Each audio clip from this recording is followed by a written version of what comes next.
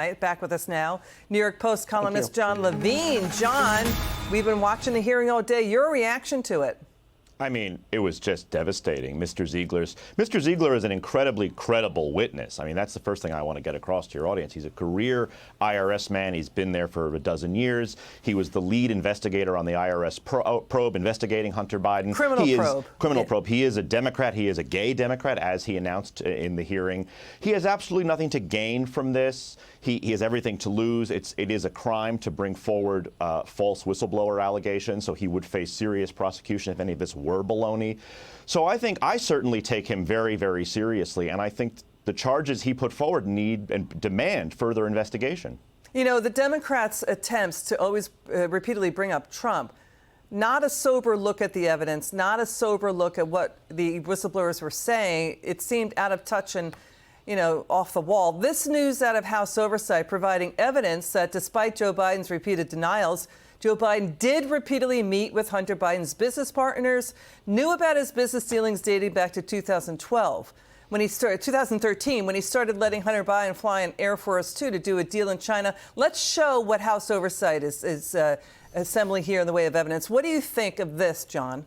So I see right there, $17 million into companies, $40 million from overseas deals. That's a tremendous sum of money to go into companies controlled by Hunter Biden and dispersed to his various family members. And it bears repeating, at the time this cash was coming in, Hunter Biden was an active crack addict and alcoholic. There's absolutely no reason for him to be receiving these kinds of payments. He provided no service that justifies these kind of expenditures. The only thing he had to offer was access to his father. So that's it. Yeah, so the evidence indicates that Joe Biden met with Hunter Biden's business partners from the Chinese energy company CEFC at the Four Seasons in Los Angeles, that Joe Biden was there, that CEFC ended up then sending the Biden family about $5 million through, you know, the shell companies they set up. I find that inquiry a little bit quaint, frankly, Liz, because we've known he's been meeting with business partners for years. I expose that business partners were meeting him in the White House when he was vice president. He's met with business partners on the golf course and at fancy restaurants.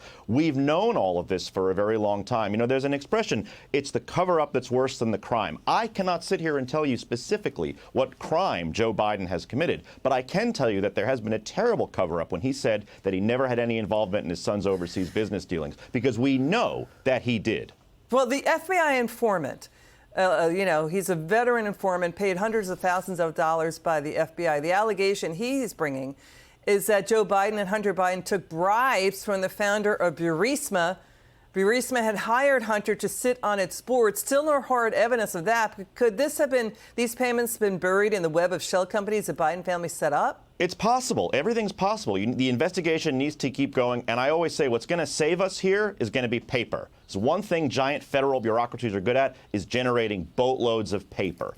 And the Oversight Committee and all the various committees need to keep going at these documents and these bank records and finding the underlying paper that will be able to corroborate a lot of these claims. So, Jon, when you sat there and you watched the hearing today, were you basically stunned at how solid the IRS whistleblowers were, how Democrats were trying to undermine and attack government whistleblowers who are veteran IRS agents in the criminal division? I covered the IRS for a long time. These are solid, you know, career officials.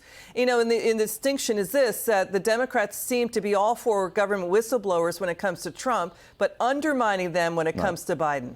These witnesses, these whistleblowers are totally unimpeachable. And I'll remind you, when we had a similar whistleblower in 2018, President Trump was swiftly impeached. So I don't know where we necessarily go here, but certainly David Weiss needs to come testify under oath, possibly even Merrick Garland, to answer for a number of these allegations and discrepancies with what they have said previously and now what these whistleblowers are alleging. Got it. Jon Levine, thanks for joining us tonight. We'll be staying on today's explosive testimony from IRS whistleblowers throughout the hour.